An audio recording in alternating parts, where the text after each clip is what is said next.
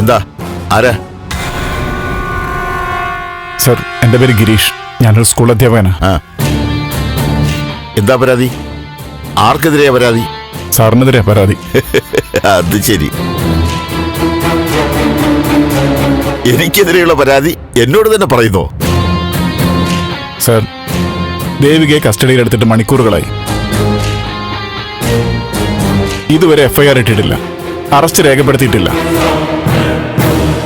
Arrest രേഖപ്പെടുത്തണമെങ്കിൽ ആദ്യം ആളിനെ കസ്റ്റഡിയിൽ എടുക്കണ്ടേ? അങ്ങനെ ഒരാളെ കസ്റ്റഡിയിൽ എടുത്തിട്ടില്ല. സർ, ഞങ്ങൾക്ക് ഈ കുട്ടിയോടൊന്ന് സംസാരിക്കണം. അധ്യാപകനല്ലേ? തൽക്കാലം സ്കൂൾ കുട്ടികളോട് സംസാരിച്ചാൽ മതി.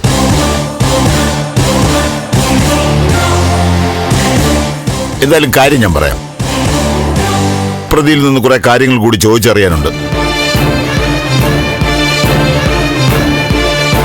അതിനുശേഷം അറസ്റ്റ് രേഖപ്പെടുത്തും, കോടതിയിൽ ഹാജരാക്കും. സർ, നിങ്ങൾക്ക് തോന്നിയ സമയത്ത് ഹാജരാക്കണമെങ്കിലേ നിങ്ങൾ സ്വന്തമായിട്ട് പോലീസ് സ്റ്റേഷൻ കിട്ടണം. ഇതുവരെ അറസ്റ്റ് രേഖപ്പെടുത്തുന്ന സ്ഥിതിക്ക് ഞാൻ എന്റെ ഭാര്യയെ കൊണ്ടുപോവാം. മാദേവി പോവാം.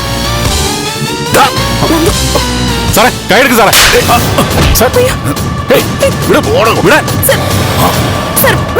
പോലീസ് സ്റ്റേഷനിലൊന്നും വരുന്നു. സർ, വിടും.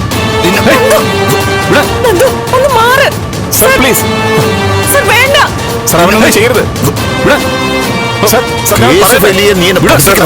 ഞാൻ നിന്നെ പഠിപ്പിക്കണം.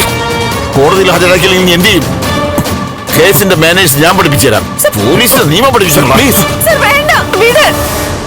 ഇനി ഇവിടെ ഒന്ന് ഷൈൻ ചെയ്താ രണ്ടിന്റെ പേരിൽ കേസെടുത്ത് ഞാൻ അകത്തിടും. കേട്ടോടാ? സർ, ഒരിക്കലും സാറിന് ചെയ്യാൻ പറ്റില്ല സർ.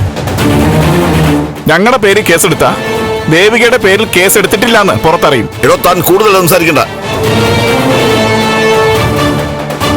ഗിരീഷേട്ടാ, നിങ്ങൾ പോയിക്കോ. എനിക്കിവിടെ ഒന്നും സംഭവിക്കില്ല. പുറത്തുള്ളതിനേക്കാൾ സേഫാ ഞാൻ ഇതിനകത്ത്. നിർത്താൻ നിന്റെ വാചകമടി. സാറിന്റെ പ്രഷർ എനിക്കറിയാം. ത്യാഗരാജനോട് സാറിന് സമാധാനം പറയണം.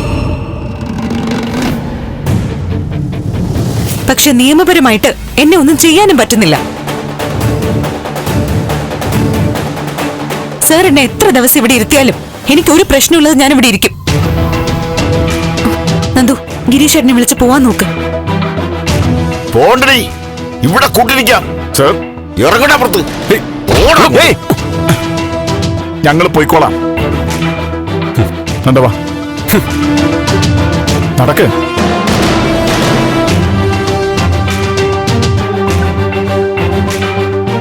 നിങ്ങൾ എന്ത് കണ്ടാ നോക്കിയിരിക്കുന്നേ? രണ്ടുപേരും ഇങ്ങോട്ട് വന്നത് നിങ്ങളാരും കണ്ടില്ലേ? പൊക്കല്ല മുന്നേന്ന്.